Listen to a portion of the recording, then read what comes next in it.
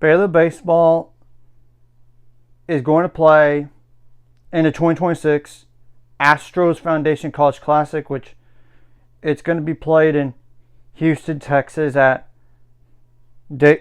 Dakin Park, like the home of the Houston Astros.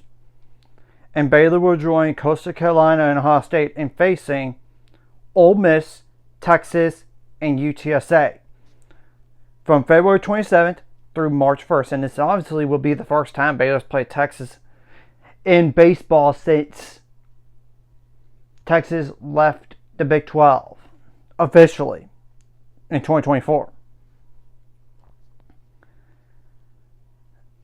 And Baylor is like 21 and 18 all time at the Astros College Classic, including posting winning records of the last 3 out of 4 showings. Out of its 13 appearances at the tournament, including undefeated weekends in 2005 and 2020. In the last meeting with Ole Miss, Baylor won 4-0 in the Astros Classic in 2017.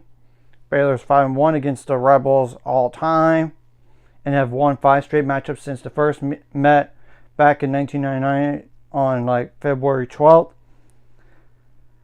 And Texas does, of course, hold the series edge against Baylor in baseball at 254, 114, and 4. And Baylor is 2-4 against Texas since the Mitch Thompson era. And Baylor owns the series edge against UTSA 37-10, including winning the last 4 out of 6.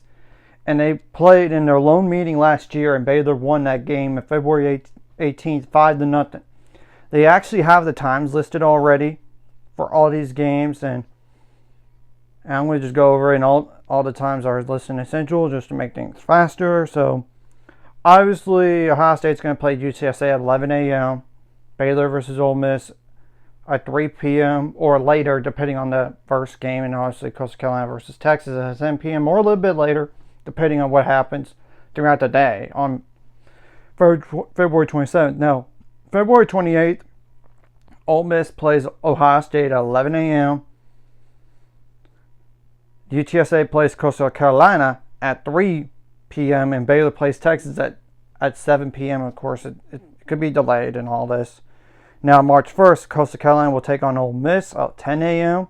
Texas plays Ohio State at 2 p.m. and Baylor plays UTSA at 6 p.m. Of course, it's later for the latter 2 games at the initial game for all 3 days and all this.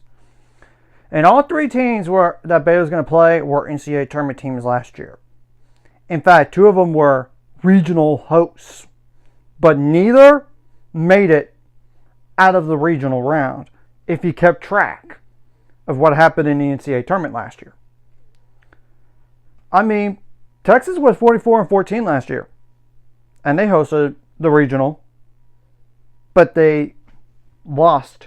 And guess who they lost to in their last game of the year? UTSA. And UTSA was 47-15 last year, and they were a super regional team. They made it. It was a close first game with UCLA, but then they got blown out against UCLA in the second game. Now, Ole Miss, it was like a win or go home situation for them against Murray State. They won the first game pretty convincingly, but then they lost that last game by a single run. And they were 43-21 last year. And they were just a regional team. So this is great competition to see where you're at for the team. And we'll have to wait and see what the roster really looks like and all this for all of these teams here. Because they have to release which players are going to make the roster by a certain day and everything, and which players get cut and all that. So, and it's not mentioning that it's going to happen the rest of the offseason in terms of additions through the transfer portal. So anyways, if you like this content, hit the like, subscribe, and see you guys later on the road to 800 subscribers. Course, ultimate goal is 1,000 more. So make this course like a video, comment video, really helps YouTube background. Some more people see it, and the video does help as well. Some more people could watch, and if you're watching and not subscribe, hit subscribe button for the notification bell as well. And it's good to like I said, just have great competition, and this way you know where you're at and only improve from there.